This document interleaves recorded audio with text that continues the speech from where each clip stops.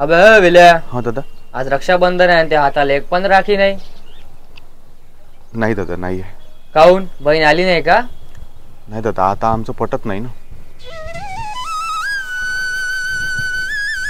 आता आमचं पटत नाही. जेव्हा दादा आम्ही लहान होतो तेव्हा आम्ही खूप मजा मस्ती करत होतो दादा.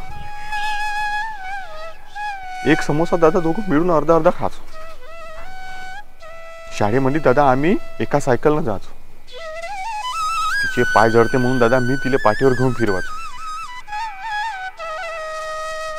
दादा एक कपडा घ्यायचो आणि दोघांसाठी अलग अलग शिवायचो. तिच्यासाठी झगा आणि माझ्यासाठी दादा शर्ट.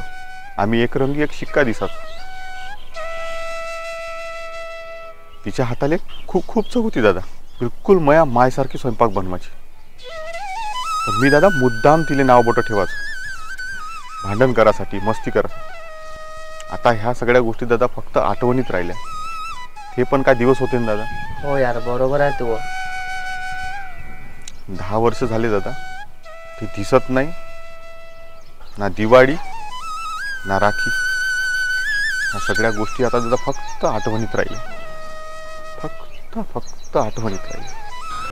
पण तुमच्यासोबत झालं का? आणि ते तू राखी काऊन नाही बांधत? अरे दादा, मुळा बाप अचानक गेला आणि बाप जाऊन तेरवी होत नाही तर दादा हे मला हिस्से मागायला आली. मी दादा समान हिस्से करून दिले, सारखी वाटणी केली. पण दादा हिस्से करताना आमच्यात थोडं भांडण झालं. 2 गोष्टी झाल्या. तेव्हापासून दादा हे माझ्यासोबत बोलत नाही. मी फोन केला दादा फोन उचलत नाही. म्हणते दादा भाऊ माझ्यासाठी मेला म्हणते दादा. लहानपणी दादा जेव्हा भांडण झालं, रात्री भांडलो तर सकाळी भुलून जातो सगळं. पण दादा आता 10 वर्ष झाली ते माझ्यासोबत नाही बोलत दादा. असो दादा, विषय नाही.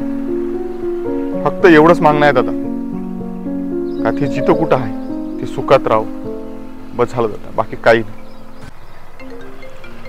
अबे त्या फोन वाजून राहिला पाय. हॅलो का? बर मी आत्ता येतो घ्यायला. हो ठीक आहे हो, बस आलोच आत्ता. अबे फोन कोणाचा वे आणि थोडा खुश काऊन आहे? अरे दादा, मी बहीण येत आहे मला राखी बांधायला. हो का? हे तर आनंदाची बातमी आहे मग. हो दादा, खूप आनंदाची बातमी आहे. आज 10 वर्षानंतर दादा माझी बहीण मला राखी बांधायला येत आहे. आज माझ्यासाठी दादा दिवाळीपेक्षा मोठा सण आहे दादा. दादा खूप खुशी वाटतं का 10 वर्षानंतर दादा माझी बहीण मला राखी बांधायला येत दादा. दादा मी आत्ता तिला जाऊन घेऊन येतो. ते फाट्यावर येऊन आहे दादा. हो जा जा जा. दादा तुझ्या गाडीची चाबी दे मला. मी आता जा जा, पण सावकाश जा. हो दादा, हो मी तिला घेऊन येतो. संपत्तीच्या वाटण्यासाठी आज माणूस नाते विसरत चालला आहे. बहीण भावाचं हे पवित्र नातं असं संपत्तीच्या वाटण्यासाठी तुटलं नाही पाहिजे. बहीण भावांनी एकमेकाला जर समजून घेतलं तर हे पवित्र नातं तुटणार नाही असं मला वाटते. रक्षाबंधनाच्या सर्वांना खूप खूप शुभेच्छा.